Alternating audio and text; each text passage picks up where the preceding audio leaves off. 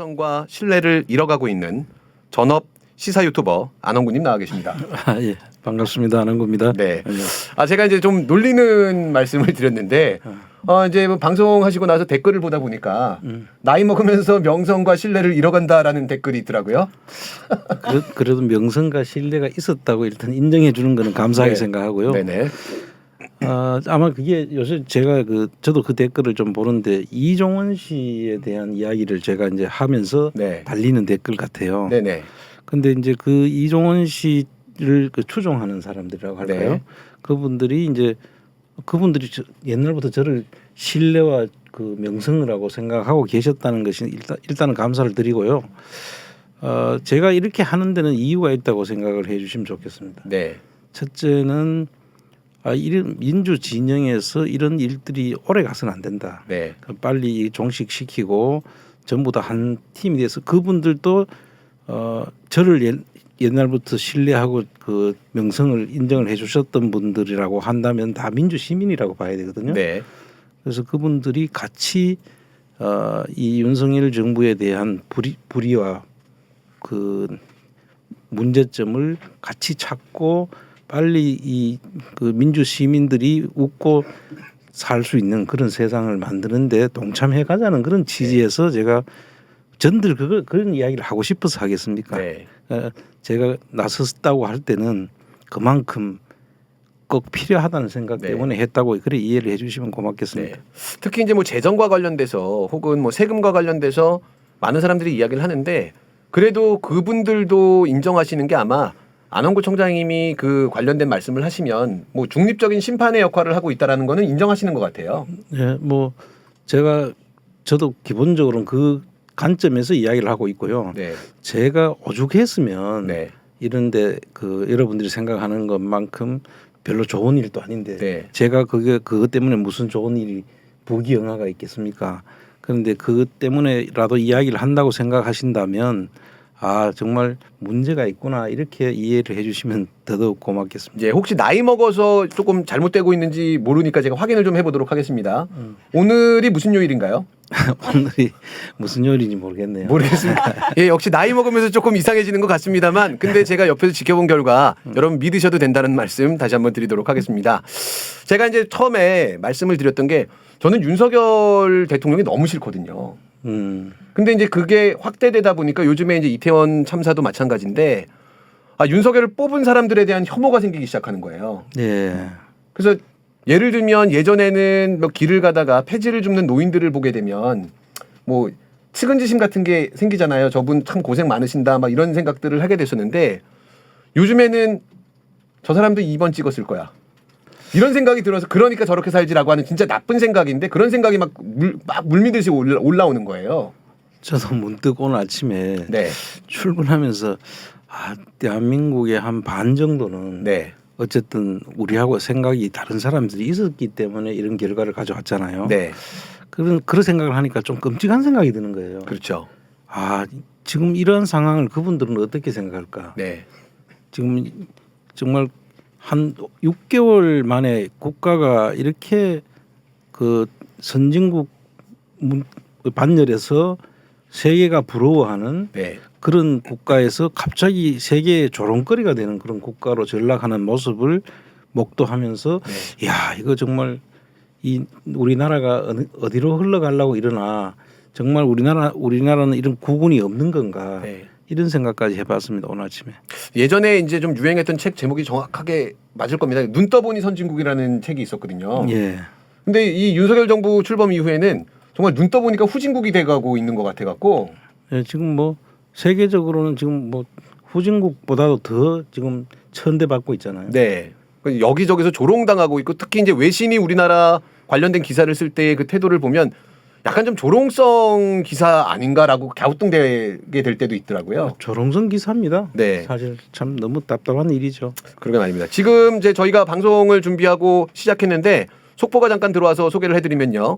대통령실에서 야당 국정조사 요구에 슬픔을 정치에 활용해서는 안 돼라고 발표를 했다라고 얘기해요. 일단은 요 얘기부터 먼저 좀 하고 가는 게 좋을 것 같습니다. 순서상 좀 순서를 바꿔갖고요.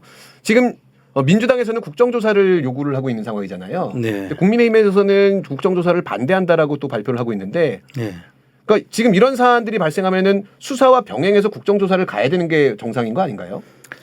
근데 조금 정리를 한번 해보자면은 네. 우리가 이 전체를 한번 이 참사와 관련된 상황을 정리해 볼 필요가 있는데요. 네.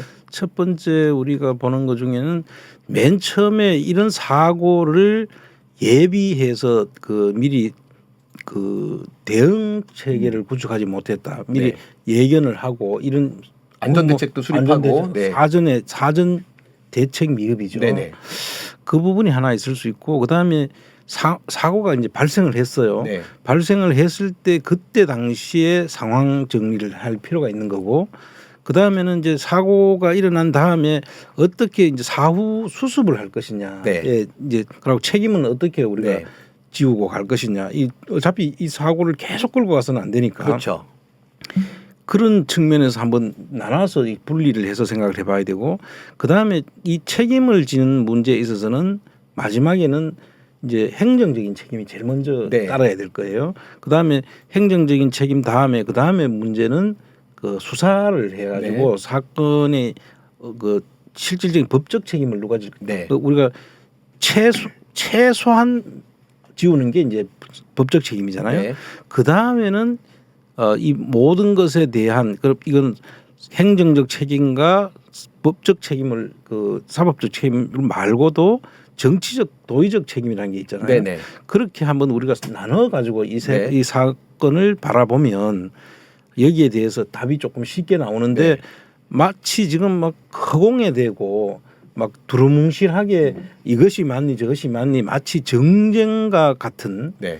서로가 내가 맞니 너는 틀렸다 내가 맞다 막 이런 식으로 서로 정쟁에 몰두하다 보니까 제대로 볼 수가 없는 네. 것 같아요. 그래서 그런 부분들이 좀 정리가 될 필요가 있을 네. 것 같습니다. 그럼 이제 말씀하신 세 가지 책임을 언급을 하셨는데 첫 번째가 행정적 책임, 두 네. 번째가 법적 책임, 세 번째가 이제 정치적 책임이라고 말씀하셨는데 그럼 행정적 책임이다라고 하면은 장례 비용을 지불을 해준다든가 아니면은 지원금을 준다든가 이런 게 행정 책임이다라고 볼 수 있을까요? 일단은 이제 행정적 책임의 경우에는 이런 여러 사람 다중이 군집하는 그런 네. 데는 어떤 사전의 절차들을 밟아서 네. 조치를 했어야 된다. 네네네. 그러고 또 사람들이 모였을 때 질서 유지 요원, 계도 요원들이나 이런 사람들을 조치를 해야 되는지, 그 다음에 사전에 그런 어떤 사고가 날 만한 지형들을 예를 들면 용산구청에서 네. 나가서 도로나 이런 부분들에 대한 통행과 관련된 안내 표시라든지 네. 이런 것들을 했냐 안 했냐가 이제 행정적인 문제가 되겠죠. 네. 그다음에 이제 사고가 나고 난 다음에는 그때는 이제 법적 책임 문제로 들어가는데 네. 경찰이 또는 소방서가 네. 재난 안전에 대해서는 책임을 관할 부서가 되잖아요. 네네. 그러면 그 사람들이 그날 사고가 직접 발생했을 때 바로 그 상황 전파라든지 그다음에 응급 조치를 할 수 있도록 한다든지 이런 부분들이 이제 법적 책임에 해당되는 문제가 네. 될 거고요. 그런데 그 모든 것을 할 수 있음에도 불구하고 혹시 다른 목적으로 안 한 게 있느냐 이렇다면 이제 정치적 네. 저 문제까지 같이 가야 되겠죠. 근데 이제 또 거기에 책임 얘기를 하시니까 쓸데없는 얘기를 했던 사람이 생각이 나는데 거기에 이제 하나를 덧붙이더라고요. 마음의 책임이다. 그래서 이제 용산구청장이 본 사안에 대해서 본인이 책임을 느낀다라고 얘기했는데 그건 무슨 책임이냐라고 얘기했더니 마음의 책임이다라고 얘기를 하더라고요. 안 물러나겠다는 얘기겠죠. 그는 완전 무슨 책임이라는 것이 뭔지도 모르는 사람이죠. 네네. 종교 지도자 같은 그런 이야기인 것 같은데 완전 뜬구름 잡는 이야기를 하는 거고 네. 마음의 책임은 우리가 없는 사람이 누가 있습니까? 그렇죠. 온 국민이 다 가지고 있는. 네. 결국은 나는 개별적인 책임을 안 지겠다는 말밖에 네. 더 되나요? 네, 그렇습니다. 근데 지금 최근에 이제 돌아가고 있는 그 추세를 보면 조금 이상한 방향으로 가고 있는 게 아닌가라는 생각이 드는데 많은 분들이 지금 굉장히 좀 분노하시는 게 지금 그날 현장에서 거의 컨트롤 타워 역할을 했던 용산 소방서장, 예. 용산 소방서장에게 형사 책임을 물으려고 하는 것처럼 보이는 기류가 있어요. 저도 그 이야기를 봤는데 네. 입건을 했다고 하더라고요. 맞습니다. 예. 근데 저는 사실 그 용산 서방서장 그 최 서장 같은 경우에는 네. 이런 분은 오히려 표창을 줘야 된다고 생각을 해요. 맞습니다. 제가 이제 오랜 공무원 생활을 하면서 이제 사실 저런 경우 그 상황을 보면은 이분이 조금 그 늦게 도착을 했다고 해요. 뭐 다른 사건이 다른 사건 처리하느라고요. 처리하느라고. 그런데 그거는 이제 보면 알겠죠. 네. 그런데 어쨌든 그 뒤에 도착을 해서 그 상황 통제라든지 한 거는 유일한 사람이에요. 그렇죠. 근데 원래 그 이 상황을 그 통제를 하고 관리를 해야 될 사람들은 경찰인데 네. 경찰이 없으니까 이 소방은 원래 사고가 났는 거를 구조하고 네. 재난을 그 빨리 수습하는 맞습니다. 이 사고 뒤처리에 그렇죠, 그렇죠. 집중하는 사람이지 상황 관리하는 쪽은 경찰이 우선이란 말이죠. 그런데 그 사람들이 안 보이니까 자기 책임을 벗어나는 그런 네. 부분임에도 불구하고 자기가 통제를 하겠다. 지금부터는 모든 무전기를 자기한테 집중해라. 네. 그렇게 하고 통제를 해갔다는 것은 이 사람은 자기가 책임을 질 각오를 가지고 사실은 통제를 했는 사람이기 때문에 네. 공무원의 기감이 되는 사람이에요. 그렇죠. 이런 사람을 만약에 처벌한다. 그러면은 앞으로 어느 누구도 여기 안 나서려고 할 거예요. 그렇죠. 원래 공무원들이라는 게 복지부동의 전형을 네. 보여주는 사람인데 그나마 자기가 이 상황이 너무나도 위급하니까 네. 내가 책임을 지고라도 이 전체를 빨리 그 정리를 하겠다라고 네. 하면서 책임지러 나온 사람한테 입건을 한다? 그럼 앞으로 누가 나오겠어요? 맞습니다. 그러니까 흔히 그 선입견으로 갖고 있는 게 공무원들은 본인의 업무 범위를 벗어나는 일들은 절대로 안 하려고 하잖아요. 그럼요. 근데 소방 공무원 같은 경우에는 예를 들어 화재 예방이나 화재 진압 혹은 이제 사건이 발생한 후에 구조 작업에 임무를 갖고 있는 게 소방 그 대원들이지 뭐 질서 유지를 하거나 현장을 수습하는 건 말씀하신 것처럼 아닌데 그걸 하면서 만약에 발령 단계 뭐 위기 발령 단계를 한 단계 격상하는 게 좀 지연됐다라는 이유로 직무유기를 지금 얘기하고 있는데 현장에서 그 질서 유지에 뭐 참여하다 보면 이분은 근무 시간도 아니었다 그러더라고요. 어떤 조금 가정에서 말하자면은 길 가다가 이 상황이 위급해. 네. 그래서 민간인이 네. 내가 지금부터 내 통제를 할 테니까 여러분 제 통제에 따라 주세요 하고 막 이렇게 통제를 했는데 나중에 너 제대로 통제 못했다. 그러니까 너 책임져. 그렇죠. 이런 그 꼴이니까 네. 이건 있을 수 없는 일이죠. 이게 저는 이 경찰이 자기들의 책임만으로 문제가 될 것 같으니 네. 이게 이제 구색 갖추기식으로 였다고 봐요. 네. 네. 그런데 정말 잘못한 조치다. 이건 네. 아마 우리 그 국민들도 이제 알 만큼 알거든요. 그렇죠. 아마 공분을 자아낼 그런 지금 조치다. 지금 그렇게 생각을 해요. 이 소마 공무원들 입장에서는 굉장히 좀 불쾌하고 이제 저는 뭐 집단 항명을 해야 되는 이슈가 아닌가라는 생각이 들거든요. 소방관들이 집단 사표를 낸다든가. 지금 그 노조에서 소방공무원 노조에서 네. 지금 이 부분을 문제를 삼고 나오고 있더라고요. 그러니까 그 이야기 노조에서 이야기하기 전에 이런 조치는 빨리 잘못했다고 하고 네. 그분을 사실 어떻게 하면은 표창을 줘야 될 거라고 저는 생각을 해요. 네. 지금 현재 드러나고 보여진 것만으로. 근데 또 한 가지는 이분이 그 다음 날 이재명 대표 야당 대표가 갔을 때 브리핑을 했는 사람이더라고요. 네, 네. 왜냐하면 지휘를 했는 사람이니까 가장 상황을 많이 알고 하니까 이분이 그 저녁에 그렇게 힘들게 하고도 또 브리핑에 아침에 응했던 사람인데 거기에서 이제 많은 문제점들이 브리핑하는 과정에서 있는 그대로를 보고를 하다 보니까 문제점이 노정이 되는 것 같아요. 네네. 그거에 대한 책임 아닌가 하고 의심할 수밖에 없는 그런 상황이기도 해요. 왜 그걸 야당에게 야당 대표한테 왜 보고를 했냐. 괘씸하다. 뭐 그럴 수는 있겠죠. 이 치졸한 사람들이니까. 또 이제 그 지금 현재 돌아가고 있는 이 참사의 책임을 전가하는 게 크게 봤을 때는 소방하고 경찰 쪽을 향하고 있는 것 같아요. 물론 경찰의 대응이 미흡한 부분이 분명히 있었습니다만 그러면 경찰도 그 관련된 부분에 책임을 져야 되는 거고 경찰을 지휘하는 지휘권자들도 당연히 책임을 져야 되는데 그 상급에 존재하고 있는 지휘권자들은 아무런 얘기를 안 하고 현장에서 그래도 열심히 일했던 경찰관들에 대한 책임들을 지금 계속 전가하고 있는 상황인 것 같아요.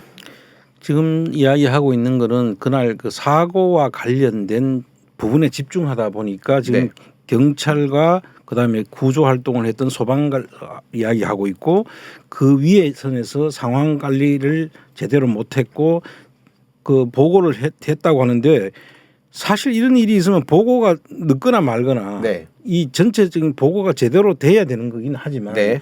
그걸 보고받은 사람이 거기에 적절한 조치를 해줘야 돼요. 맞습니다. 네. 그 보고만 받는 게 중요한 게 아니라고. 네. 근데 여기서 지금 이야기되는 걸 보면은 윤석열 씨가 대통령으로서 보고받은 게 네. 언제냐 하면은 11시 몇 정도입니다. 분이에요. 네. 그 11시 몇 분에 받았으면은 거기에 비상연락망을 가동을 해야죠. 네. 그 비상연락망 가동을 해서 관계 부서에 전부 다 관련자들을 전부 다 집합을 시켜야 되는 거예요. 네. 그리고 그 순간에 할 수 있는 최선의 조치가 뭔지를 지시를 해야 되는데 지금 그 시간에 보고는 받았다고 나오지만 어떤 조치를 했는지에 대해서는 아무런 이야기가 없어요. 맞습니다. 예. 그 조치를 하지 않았다는 이야기는 보고 안 받은 거랑 똑같은 거예요. 네. 그냥 보고 받았다고 기록해 놓으면 그게 무슨 소용이 있냐고요. 그럼 보고 안 받은 거하고 뭐가 다르나요? 그렇죠. 똑같은 거죠. 실제 지시를 무엇을 했다라는 디테일이 하나도 안 나오고 있잖아요. 그렇습니다.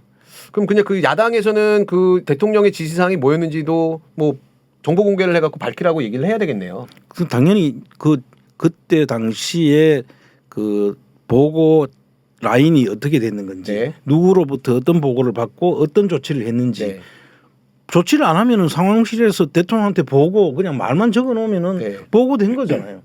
그러니까 실제 보고 받았는지 여부도 의심스러울 수 있고 그렇죠. 그래서 조치가 없었다는 것은 보고 안 받은 거 동일하다. 네. 그냥 보고했다는 걸로 그냥 그 끝나는 것은 안 된다는 이야기인 네. 거죠. 그러니까 오늘 이제 뭐 책임 추궁을 하고 있는 그 기사들 중에서 저는 가장 황당했던 기사거든요. 해밀턴 호텔 대표가 압수수색 당하고 입건됐다고 얘기하더라고요. 불법 증축으로. 그리고 이런 거죠. 이제 세월호 때 네. 그 유병헌 씨 네. 선박 주인이잖아요. 네네. 그 어쨌든 해밀턴 호텔 벽에서 붙어 가지고 사고가 일어났으니까 뭐 희생양을 찾아야 되는 거 아닙니까? 그렇죠. 그거가 지금 연상되게 되는 그런 장면인데 물론 뭐 불법이 있으면은 처벌해야 되겠죠. 네네. 근데 그 불법 행위 자체가 와서 사람들이 그 불법 행위를 때문에 그 사고가 원인이 됐던 거는 아닐 수 있잖아요. 그렇죠. 사람들이 왔기 때문에 문제가 된 맞습니다. 거지. 네. 그럼 그 질서 유지를 못했던 것에서 원인을 찾지 않고 항상 뭔가 이 희생양을 찾아가지고 네.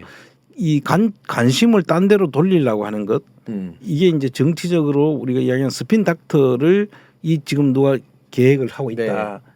사람들의 관심을 딴 데로 돌려가지고 책임을 면하려고 하는 자들의 지금 계획의 네. 일환이 아닌가 네. 이렇게 의심할 수밖에 없습니다. 그 세월호에서 말씀하신 것처럼 유병헌 씨도 마찬가지고 지금 해밀턴 호텔 뭐 사장도 마찬가지일 텐데 어떤 대중이 상대적으로 돈이 많고 이런 사람들을 좀 싫어하는 경향은 있잖아요. 예. 근데 이런 사람들이 욕심을 내 갖고 무언가를 더 했다. 그 불법의 요소가 있었고 그게 사건과 연결돼 있다라고 주장을 하면 대중의 분노가 어떤 특정 대상을 향해서 가게 되다 보니까 이 사안의 사고가 발생한 가장 근본적인 원인은 질서 유지가 안 됐기 때문인데 만약에 경찰이 현장에 배치가 됐었다라고 하면 해밀턴 호텔에서 증축을 했었어도 사고는 없죠. 안 나는 게 맞는 건데 그 질서 유지를 안 했던 거를 못 보게 만들고 계속해서 부차적인 다른 것들을 계속 언급하고 있는 것 같아요.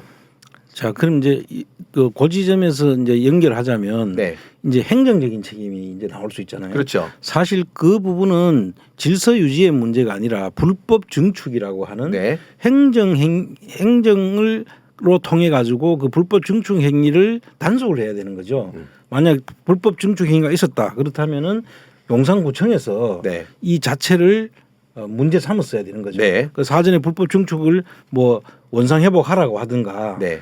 거기에 대한 벌가금도 부과하고 그 빨리 시정 조치를 하고 이런 조치들을 해서 그런 일이 없도록 했어야 되는 건 용산구청의 잘못이죠. 안 한 네. 것은 그걸 갖다가 직접적으로 한 사람들한테 이 사고의 책임을 묻자고 하면은 그 처음부터 도로를 만들 때부터 시작해 가지고 거슬러 올라가야 되는 거잖아요. 네. 그러면 그 밑에 왜 경사가 있도록 도로를 만들었느냐부터 시작해 가지고 그렇죠, 그 공사했던 사람 다 찾아야 되는 거 아니겠어요? 그렇죠. 그렇죠. 그러니까 이런 사고는 정말 근시안적 사고다. 네.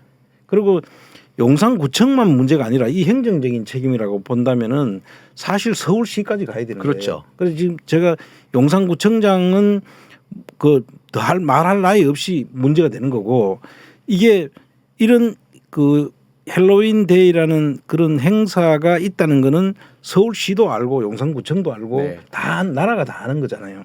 그러면은 그런 행사가 있을 때는 사람들이 몰린다. 그럼 이런 사람들이 모일 때는 다 계획이 있다고요. 각 네. 구청별로 안내는 어떻게 하고 뭐 소개라는 게 이제 사람들을 어떻게 이렇게 그 운집이 안 되도록 네. 해서 이 사람들이 이 군사 용어로다 보니까 제가 설명하기 좀 곤란한데 어떻게 하면 사람을 이렇게 분산시켜서 네. 이런 사고가 안 날 수 있도록 할까 하는 것은 모든 계획이 행정 조치에서 나와야 되는 거죠.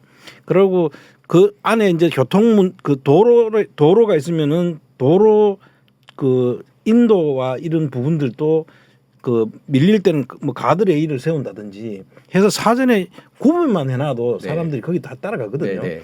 그런 조치들은 행정 조치에 해당되는 네. 거죠. 그래서 이런 부분들이 이제 그 차로를 다니는 거는 교통 단속에 해당되는 거고 인도에 해당되는 거는 제가 알기로는 행정 조치에 해당되는 거라고 네. 해서 그 구분이 되거든요. 그리고 이제 그 보도 블록을 따라가 사람 걷는 거는 이게 행정 그 용산구청에서 전부 다 책임이 있는 소관이기 때문에 그 모든 것들을 그 구분을 해서 정리를 해야 될 걸로 보이는데 네. 지금 오세훈 시장하고 이 사람들은 지금 완전히 지금 그 숨어가지고 지금 얼굴도 드러내지 않고 있어요.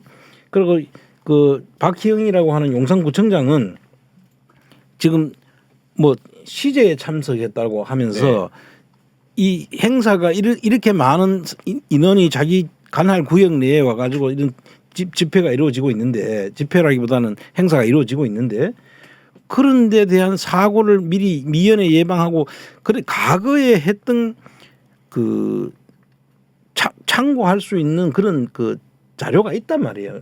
그 전부터 계속 해오던 것이기 때문에 그런 부분들에 대해서 전혀 신경도 안 쓰고 있었다는 것은 이거는 총체적으로 그 무정부 상태다 이렇게밖에 볼 수가 없는 거죠. 네. 참 진짜 이게 정말 21세기 대한민국에서 발생할 수 있는 사건인가도 의문이지만 그 이후에 대처하는 부분들을 보면서도 도저히 이해가 되지 않는 상황인 것 같은데요. 제가 이제 그 청장님이 계속해서 이제 말씀하시는 동안에 제가 그 메모지에 메모를 좀 썼어요. 메모지에 이제 제가 뭐라고 썼냐면 잘 안 보이시겠습니다만은 웃기고 있네 이렇게 썼거든요. 청장님이 이렇게 심각한 말씀을 하시는데 저는 이제 이 메모지에 이렇게 웃기고 있네 이렇게 메모를 썼습니다. 자 지금 만약에 거의 김은혜급이네. 지금 만약에 제가 이 참사와 관련된 어떤 원인이나 혹은 문제점들에 대해서 총장님이 말씀을 하는데 제가 혼자 그냥 끄적끄적 메모지에다가 딴 생각하면서 웃기고 있네 썼는데 총장님이 이걸 보신 거예요. 그럼 기분 나쁘시죠? 기분 나쁜 정도가 아니고 네. 방송만 하면 한 방송을 한 대 때리는데 그래서 제가 이제 청장님이 때리려 그러니까 이거는 그 참사랑 관련된 게 아니라 청장님이랑 관련된 게 아니라 제가 그냥 사적으로 딴 생각하다가 그냥 웃기고 있네라고 썼습니다. 그럼 어떤 생각이 드실까요? 저도 그 장면을 봤는데요. 네. 국회에서 이 그 정말 157명이라는 그 꽃다운 젊은이들이 거기서 그런 참사를 당했는데 네. 그거를 어떤 문제를 하고 있는데 그 대통령 비서실의 수석들이라는 자가 네. 정말 거기에서 앉아가지고 뭐 웃기고 있네나 쓰고 있고 네. 그 국회의원들을 비아냥하는 거 아닙니까? 그러니까요. 너는 떠들어 봐라. 우리는 뭐 신경도 안 쓴다. 이런 뜻 아니겠어요? 웃기고 있네라고 하는 뜻이 네, 네. 그야말로 웃음이 나오도록 되겠어요. 네, 그건 아닐 그러니까요. 거고 비아냥을 하고 있다는 것은 이거는 이 같은 우리 국민이라고 하기도 네. 이 부끄러운 정도예요. 네. 그게 그런데 대통령실의 수석들이라고 그러니까요. 본다면.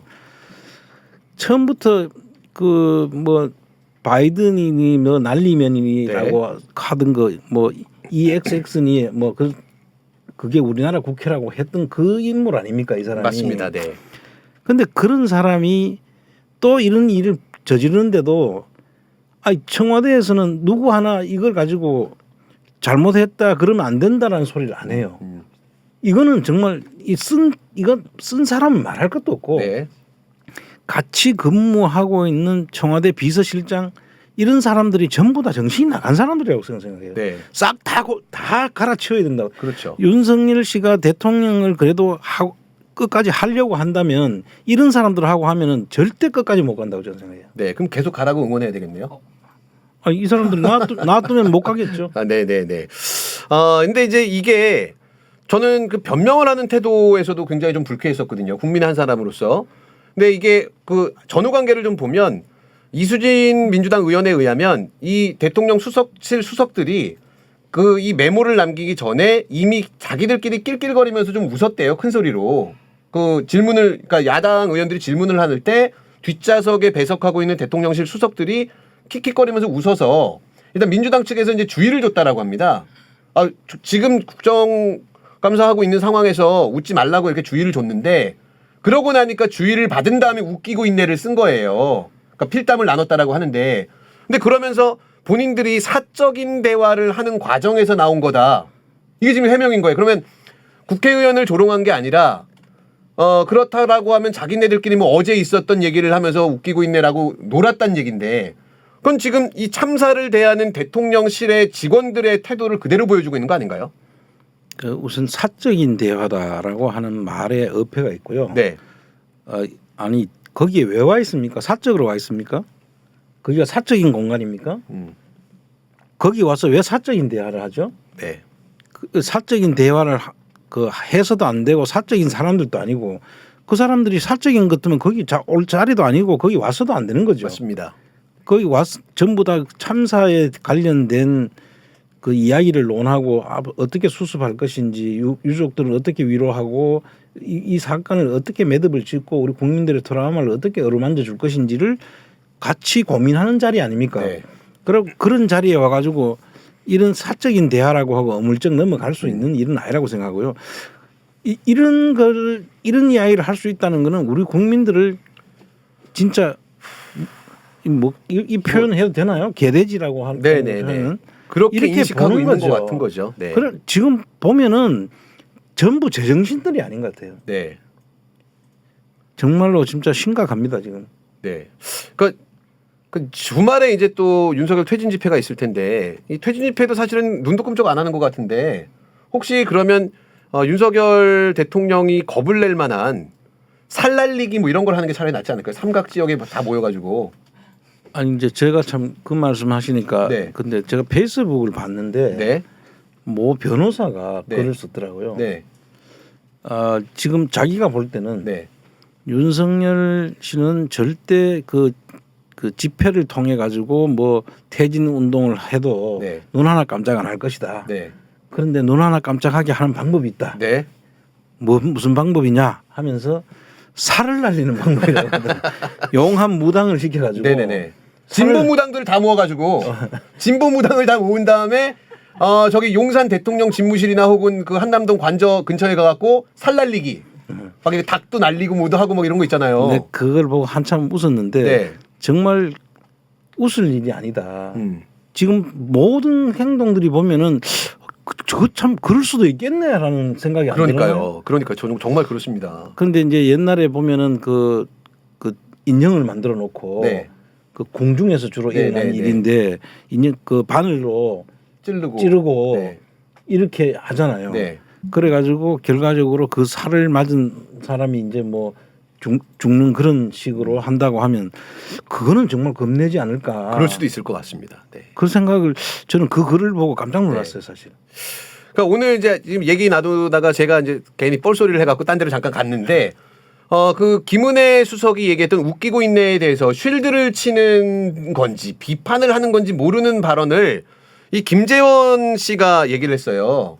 김재원 씨에 의하면 저 웃기고 있네 저 정도는 항상 벌어지는 일이다. 근데 문제는 들킨 게 문제다. 나는 이 사람들의 그 멘탈 자체가 도대체 뭐를 생각하고 있는 사람들인지 모르겠는데 뭐 이거 항상 벌어지고 있는데 들킨 게 문제다라고 하면 그럼 안 들켰으면은 괜찮다라는 얘기가 되는 거잖아요. 그렇죠. 근데 사실은 그 사람들 수많은 사람들의 죽음을 얘기하고 그 죽음에 대한 책임을 어떻게 져야 될지에 대한 얘기를 하고 있는데 이게 괜찮다라고 얘기하면 그 인식이 똑같은 거예요. 네. 그러니까 이런 참사를 보는 그들의 세계관이 보이는 거예요. 네네. 이게 이제 사람 죽은 게 자기들은 뭐 별게 아닌 거야. 네. 근데 사실 그런 사람들한테 제가 꼭 한마디 해주고 싶은 이야기 있어요. 네. 그 가족들이 꼭 한번 당해봤으면 좋겠어요. 네. 센데요. 네. 네, 그렇죠. 저도 아니, 그런 생각합니다. 예. 그런 이야기를 하는 사람들은 반드시 당해봐야 아는 거예요. 네. 그 아픔이라는 것이 어떤 건지. 근데 김재원 씨를 보면 그 사탄의 인형이 생각나지 않나요? 혹시 성님 사탄의 인형 아세요? 제가 만든 그 비교한 그림인데 전 볼 때마다 그 사탄의 인형이 생각이 나거든요. 이 사탄의 인형이 아니고 척키. 척키 예, 인형이라고 맞습니다. 알려진 거 아닙니까? 예. 똑같이 생기지 좀 않았습니까? 닮긴 했네요. 저 시원한 이마하며 물론 이제 척키 같은 경우에는 머리숱도 많고 한데 우리 저 김재원 씨 같은 경우에 물론 외모로 이렇게 비하하면 안 되는데 싫으니까 사람이 싫은데 어떻게 해요? 비하를 해야지. 저는 그렇습니다. 이거는 제가 만든 겁니다. 팟빵 PD랑 아무 관계 없고요. 또 시간이 지나고 나이를 먹으면서 명성과 신뢰를 잃고 있는 안원구 청장님은 아무 관계 없고요. 시사부로 김 선생이 만든 겁니다. 근데 너무 똑같아요. 이게 왜 저 인형도 만들 때 악랄함을 표현하려고 노력했을 거 아니에요. 근데 김재원 씨가 처음부터 그런 사람은 아니었겠습니다만 국민의힘에서 정치를 하고 저런 말들을 하면서 결국 그 얼굴에 그 어떤 나쁜 기운 같은 게 나오는 게 아닐까라는 저는 그런 생각을 하는데 청장님은 저 김재원 씨하고 이게 한 달이 거쳐서 또 지인 관계가 되지 않으시나요? 말하기 싫네요. 네. 알겠습니다. 네. 부끄럽죠. 네. 차라리 모르는 게 낫겠다. 예, 부인하는 걸로 그렇게 갔습니다. 자, 잠깐 딴 얘기를 좀 갔다 올 건데요. 저는 이제 물론 남자한테 폭력을 가해도 안 되죠. 그럼요. 여자한테 폭력을 가하면 더 안 되죠. 안 되죠. 그러니까 어차피 사람에게 폭력을 행사하는 건 좋은 게 아닌데, 근데 김은혜 씨 같은 사람을 보면 사실은 이 폭력을 가하고 싶은 이런 충동이 올라오는 건 사실이에요. 그래요? 여자든 남자든 떠나서. 그래도 참아야 돼요. 근데 그 여성에게 폭력을 행사해가지고 최근에 문제가 됐던 뭐 인물이 하나 있더라고요. 네. 근데 혹시 이제 그쪽에 옳지 않은 걸 보고 있다 보니까 그렇게 되신 거잖아요. 그 사건 혹시 정확하게 좀 알고 계시나요? 그 이야기를 계속 또 하게 되는데 네. 그날 제가 그 개국본 사무실에 그 서류를 그 관련 그 통장을 다 보여준다고 네. 가면은 보여준다고 하는 기자가 같이 가자고 해서 자기들이 그 서류를 봤을 때 이 해독 능력이 떨어지니 네네. 회계 장부나 이런 부분들을 볼 수가 있다면 가서 좀 해석을 해주십시오. 네. 그래서 제가 이제 따라갔는데 사실 가서 못 봤어요. 네. 안 보여주더라고. 네. 안 보여주고 한 뭐 10분도 채 안 되는 시간 동안에 앉아 있다가 네. 나왔어요. 차는 주든가요? 차도 못 먹었죠. 차도 안 줘요? 앉아가지고 이야기를 하고 네. 그냥 그 보여준다고 해서 왔다라고 하니까 뭐 앉으라고 해서 네. 앉았어요. 앉아가 있었는데 그때 무슨 유튜버가 같이 이제 들어간 분 중에 유튜버를 안 켜기로 방송을 안 하기로 했는데 네. 누가 켜놓고 있었다는 네네. 이유로 그 자리에 못 있고 나왔던 그런 네. 일이 있고 난 다음에 저는 잊어버렸죠. 네.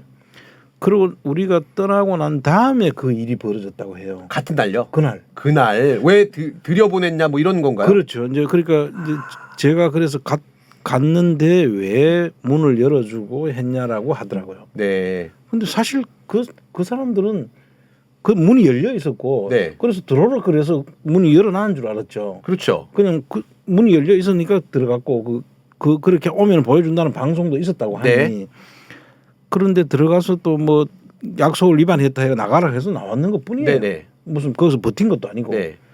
그런데 왜 들어오게 했냐라는 사실을 가지고 그런 일이 벌어졌다고 해서 이게 참 어떻게 보면 원인을 제가 제공했나 싶은 맞네.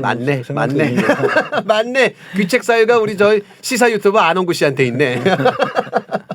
근데 그게 말이 안 되는 게 그쪽 사무실은 그냥 좀 문을 걸어놓고 잠그고 있는 사무실이 아니잖아요. 그렇죠. 지나가다가 뭐 업무를 보거나 아니면 문의 사항이 있거나 그러면 사람들이 들어올 수도 있는 거잖아요. 특히 이제 뭐 청장님이 아니더라도. 모르겠어요. 저는 이제 그날 처음 가봤고 네. 아마 그거 무슨 뭐 그 안에 들어갈 때는 무슨 이 들어가는 그 지문인가 뭐 네네. 인식을 해서 들어가도록 되어 있다고 해요. 근데 그날따라 그런 게 없이 문이 열려 있었어요. 네. 그래서 나는 제가 그냥 갈 때는 사전에 약속이 됐기 때문에 네네. 저는 그 문이 열려 있는지 닫혀 있는지 모르고 문이 열려 있으니까 들어가시죠 해가지고 네. 들어갔던 것 뿐이고 들어갔다 또 나가라고 해서 나왔던 것 네. 뿐이에요. 그랬는데 그걸 이유로 해서 아마 본인들이 그 들어오지 못하게 막았어야 되는 걸 못 막았다고 해서 그랬는지는 모르겠으나 그 내가 그 김희경 씨를 나중에 만났잖아요. 네. 며칠 전에 만났을 때 이야기를 해보니까 그걸 이유로 해가지고 저걸 던졌다고 하더라고요. 근데 저는 안 봤습니다. 그 영상 그런 폭력 장면 보기 싫어서 안 봤는데 그냥 캡처된 사진만 봤거든요.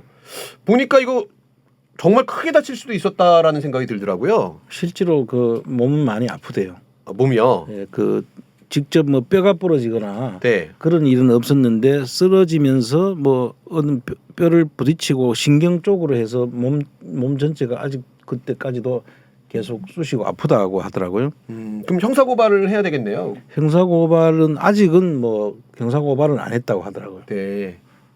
참 근데 이제 참 아이러니한 게 그러니까 이 사람이 이 폭력을 행사한 사람이 계속 무슨 진보의 가치를 얘기하고 개혁을 얘기하고 뭐 이재명 지키기를 해야 된다라는 얘기를 하고 다니는 양반이잖아요. 글쎄요. 그 제가 볼 때는 그렇게 이야기하기에 부끄러운 사람이다. 저는 네. 그렇게 판단을 내렸습니다. 예, 뭐 청장님 말투 들어보니까 그 얘기는 여기까지만 하는 게 나을 것 같습니다. 더 이상 뭐 더 길게 언급할 이유는 없는데 저는 이게 모르고 있다가 며칠 전에 이제 기사를 봤더니 기사가 떴더라고요. 관련 내용이. 그래서 이제 김은혜 씨 얘기를 하다 보니까 우리가 사실은 폭력을 행사하고 싶을 때가 있어요. 정말 나쁜 사람들을 보면. 근데 그러면 안 되지만 그렇게 행사하는 폭력도 지탄받는 경우가 많잖아요. 근데 그게 아니라 같은 사무실에서 근무했던 여직원이 외부에 손님이 왔는데 문을 열어줬다 들여보냈다라는 이유를 가지고서 의자를 집어던지면서 폭력을 행사한다라고 하고 그런 사람들이 무슨 더 나은 사회를 이야기하고 더 나은 뭐 가치를 얘기하고 개혁을 얘기하고 국민의힘을 비판한다라고 하는 거는 그럴 자격도 없는 사람이 아니겠느냐. 저는 뭐 개인적으로 이렇게 생각을 해서 여러분들께 혹시 모르실까 봐 소개를 해드렸습니다. 뭐 다른 얘기인데요. 오늘 민주당이 난리가 났더라고요. 예. 그 관련된 사안이 이재명 당대표를 향해서 수사를 하기 위해서 점점 조여가고 있는 게 맞는 거죠. 조여간다기보다는 처음부터 이재명을 노리고 시작한 수사라고 보는 게 더 맞는 거죠. 네. 왜냐하면 그 지난번에 김용인가요? 네네. 그 지금 정진상과 김용은 이재명 대표 입으로 네. 그 두 사람 정도는 돼야 내 측근이라는 이야기를 한번 한 적이 있어요. 아 예전에 이제 사망한 분이 있었는데 그 사망한 분은 측근이 아니다라고 얘기를 한 적이 있었고 예. 그러면서 이 사람 정도 돼야지 내 측근이다라고 얘기를 했었죠. 그랬죠. 그리고 유동규 씨라는 사람도 측근이라고 하니까 네.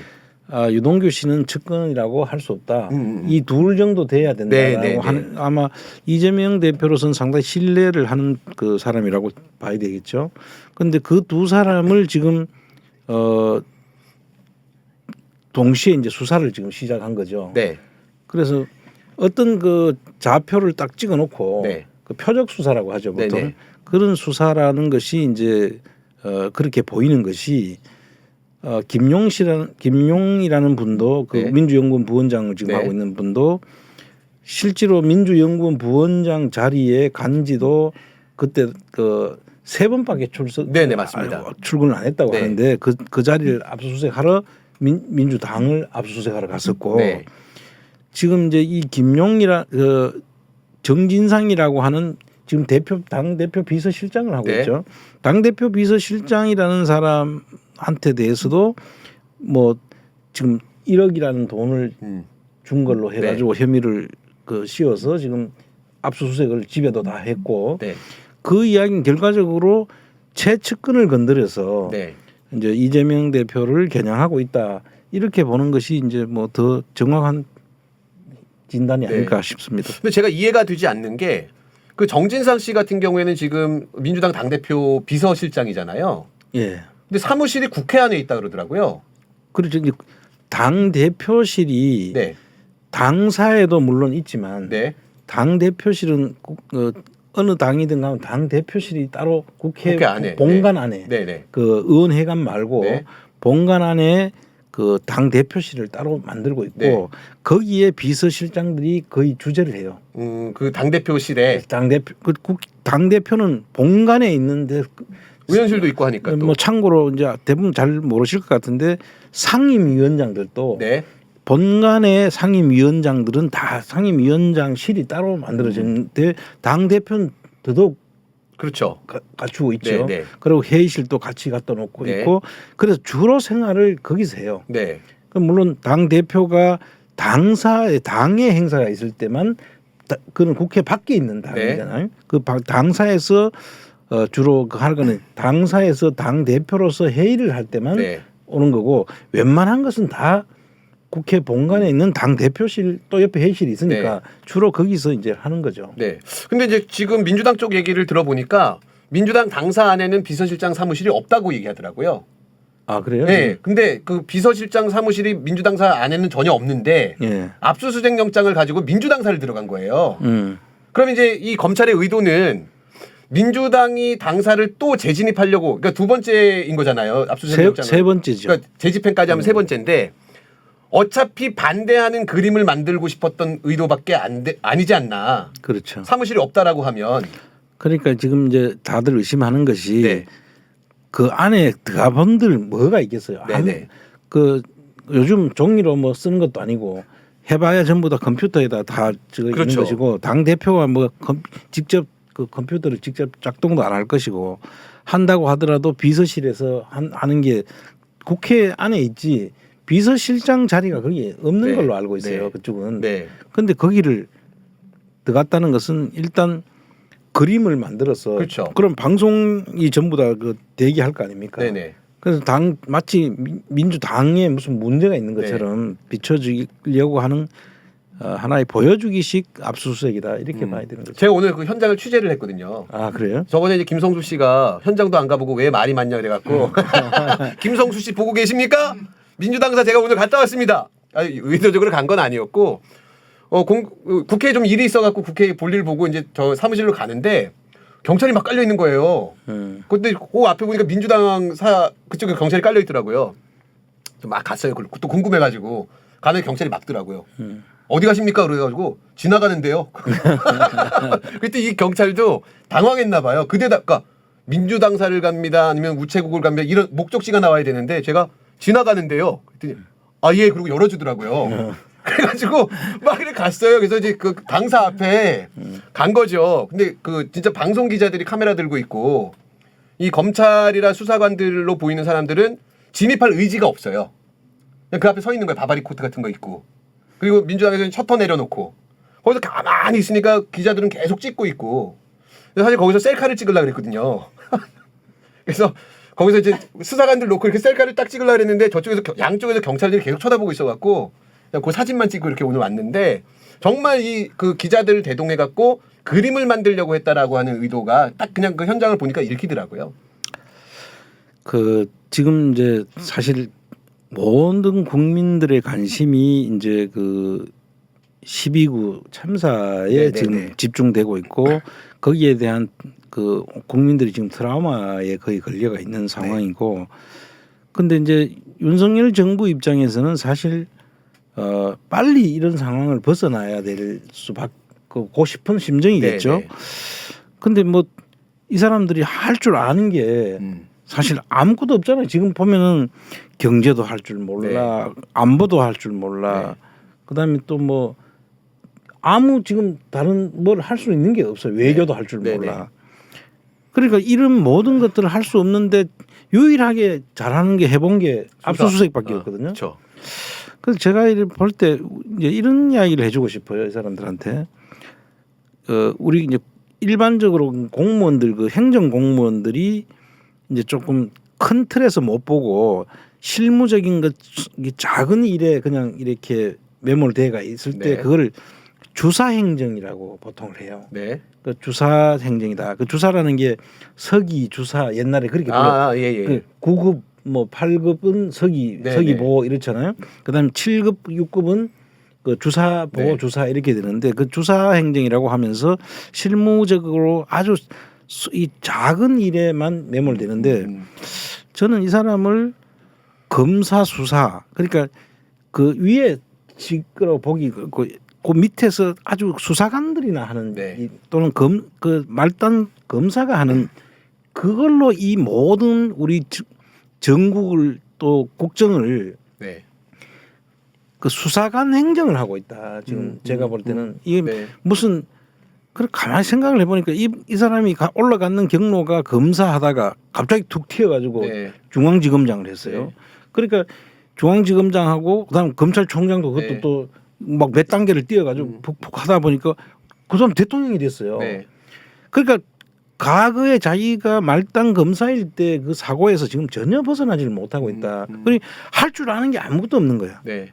그러니까 딱 해본 거는 압수수색하고 네. 사람 잡아 엮고 그래가지고 그 언론들한테 그 하나 떼주면 그 기레기들은 그거 받아가지고 막 나발 불고 네. 그러면 내 의도대로 되는구나 하는 이런 식의 사고를 가지고 지금도 대통령 자리에 있는 것이 아닌가. 네. 그 이외에는 지금 다른 거를 생각해 볼 수가 없어요. 물론 과거에 그 얽매여 가지고 과거를 털던 그런 검사 습관도 여전히 남아 있지만 좀 더 큰 그림 미래를 향해 가는 것도 없는 건 있지만은 현재 이 문제를 전달하는 것도 그 방법 아니고는 다른 게 지금 이 전체를 이 돌릴 수 있는 그런 내용이 없는 거야. 네. 그래 뭐 그런 정도의 인물이 지금 대통령이 돼 있다는 게 지금 우리나라의 지금 가장 큰 제가 불행이라고 저는 생각합니다. 근데 저는 또 이제 의문이 오늘 이제 민주당 압수수색 영장을 발부받아 갖고 집행을 하려고 하고 있는데 검찰은 결국 이제 윤석열 라인들이 다 장악하고 있으니까 무리한 수사를 하려고 하는 거는 이해가 됐어요. 근데 이제 검찰 쪽에서 혹은 국민의힘에서 계속해서 논리를 얘기하는 게 합법적인 절차를 통해서 법원에서 발부된 영장을 집행하려고 하는 거다. 그러면 이제 법원에서 이게 너무 터무니없거나 말이 안 되는 거다라고 하면 영장 발부가 안 돼야 되는 건데 예를 들면 오늘 같은 경우 제가 말씀드린 것처럼 민주당 발에 의하면 민주당사 안에는 비서실장의 사무실이 없는 게 사실이다라고 믿으면 그 민주당사를 압수수색 영장을 발부해 준 법원은 문제가 있는 건데 왜 법원은 이렇게 영장들을 발부를 해 주는 거죠? 지금 법원을 보시면은 그 윤석열 정부가 들어서자마자 제일 먼저 한 게 법무부 장관한테 네. 그 인사정보관리단을 맡겼잖아요. 그 인사정보관리단을 네네네. 맡겨서 법원의 인사까지도 사실은 지금 법원도 법무부 장관 밑으로 지금 다 장악을 해놓은 거예요.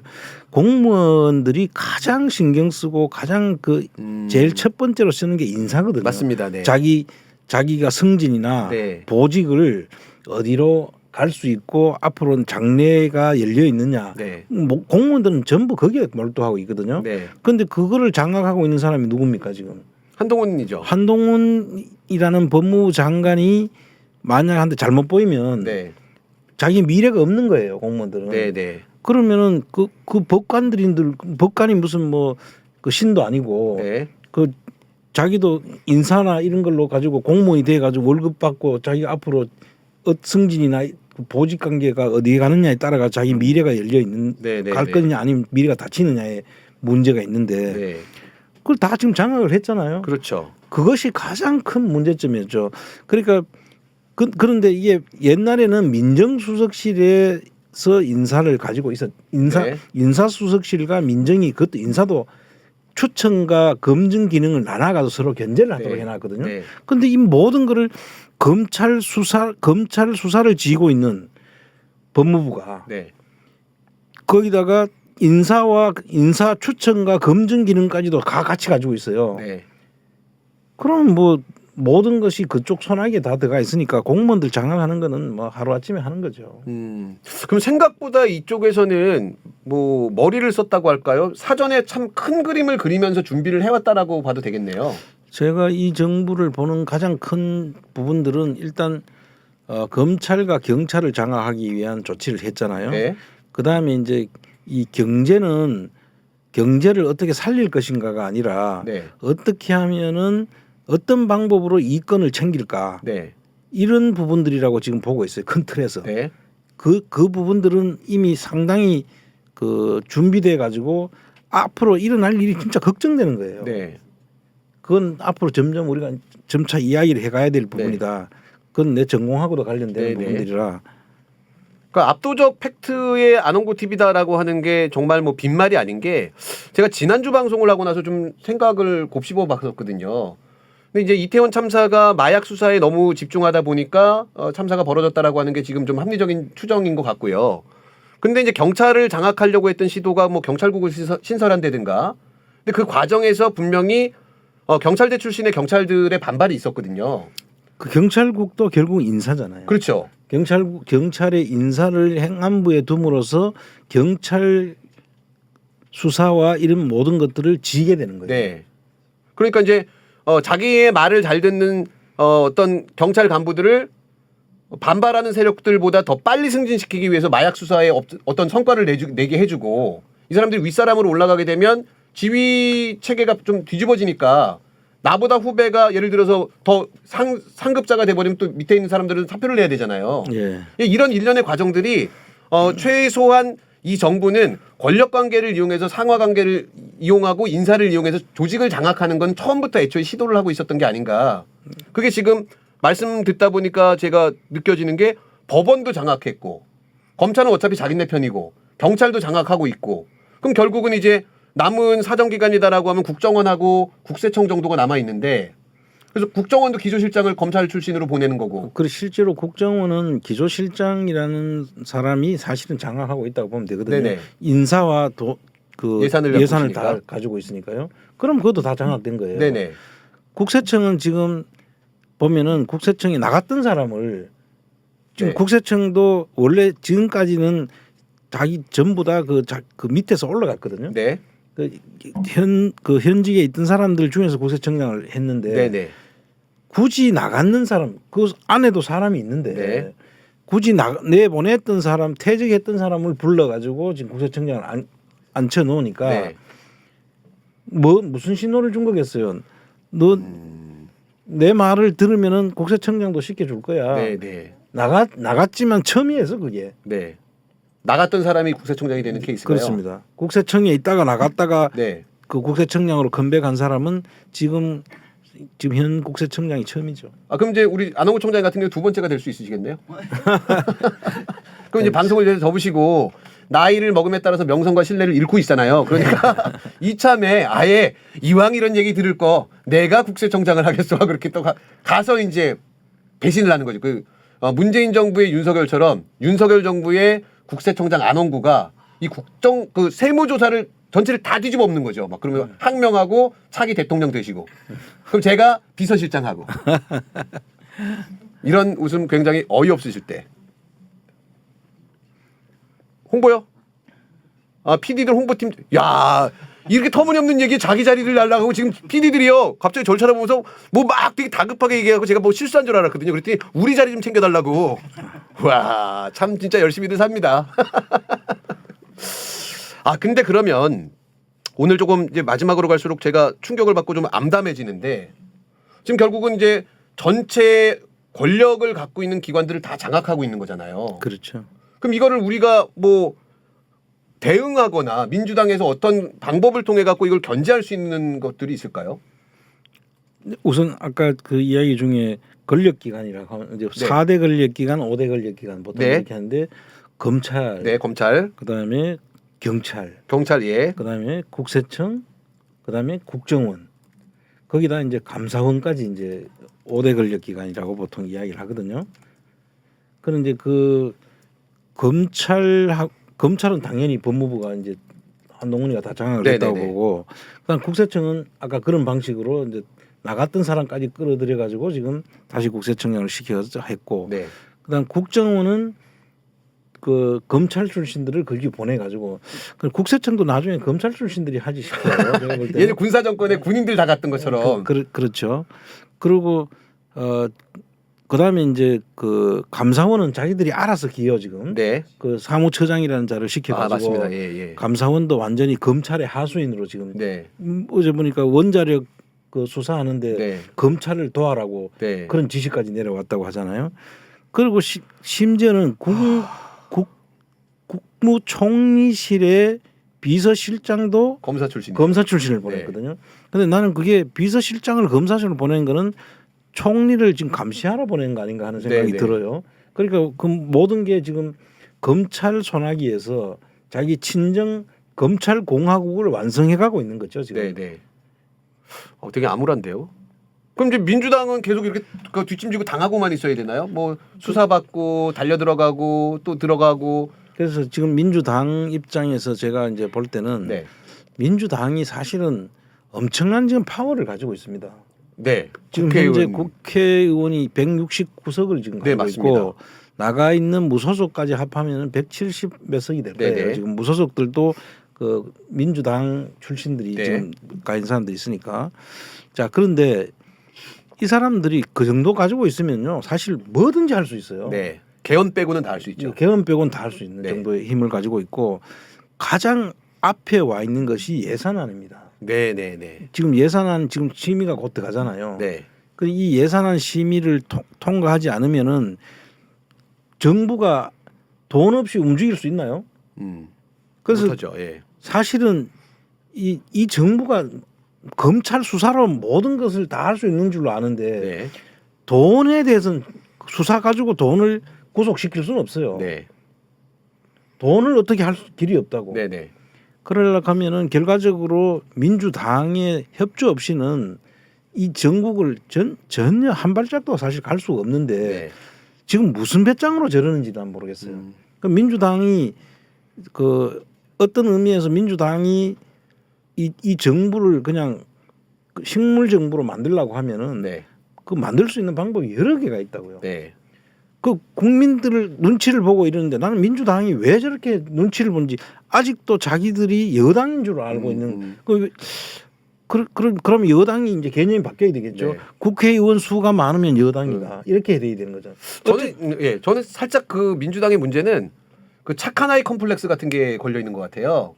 그러니까 지금 말씀하신 것처럼 극단적으로 만약에 국정이 마비되도록 보이콧을 해버리면 예산안을 심사를 안 해준다든가 그럼 결국 쫄리는 거는 정부하고 여당이잖아요. 그럼요. 근데 물론 그 과정에서 좀 피해를 보는 국민들이 발생할 수도 있는데 좀 더 길게 보면 그렇다고 해서 저쪽이랑 협력하게 되면 더 많은 국민들이 장시간 동안에 더 피해를 보게 되니까 조금은 그렇게 싸울 필요가 있는데 이렇게 되면은 우리가 나쁜 아이가 되지 엄마 말 잘 들어야지 이렇게 좀 교과서적으로 싸우고 있어갖고 한계가 있는 것 같아요. 지금 웃기는 것이 웃기고 있네요. 예, 네. 진짜 뭐를 해야 되냐면은 국정조사가 지금 가장 필요하잖아요. 네네. 아까 이야기했듯이 그 행정적인 거, 사법적인 거는 이 수사나 이런 걸로 통해 가지고 또 행정적인 것도 국정조사나 정치적인 부분도 네. 국정조사를 통해 가지고 할 수 있거든요. 네. 그걸 국정감사를 할 수 있는 국회가 할 수도 있고 그다음 국정조사를 할 수도 있잖아요. 네. 그럼 국정조사는 그 4분의 1만 그 발의를 하면 되고 과반수만 저거 하면 되는데 그 민주당 안에서 모든 것이 끝나요 사실은. 네. 발의하면 되고 네. 하면 되는 거예요. 네.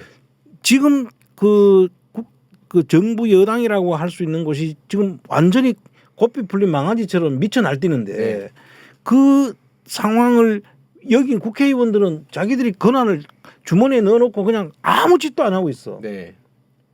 이거는 거기에 보조를 맞춰준다고밖에 볼 수 없는 일들이 네. 벌리는 거죠. 네. 좀 민주당은 지금 정신 차려야 됩니다 정말로. 네.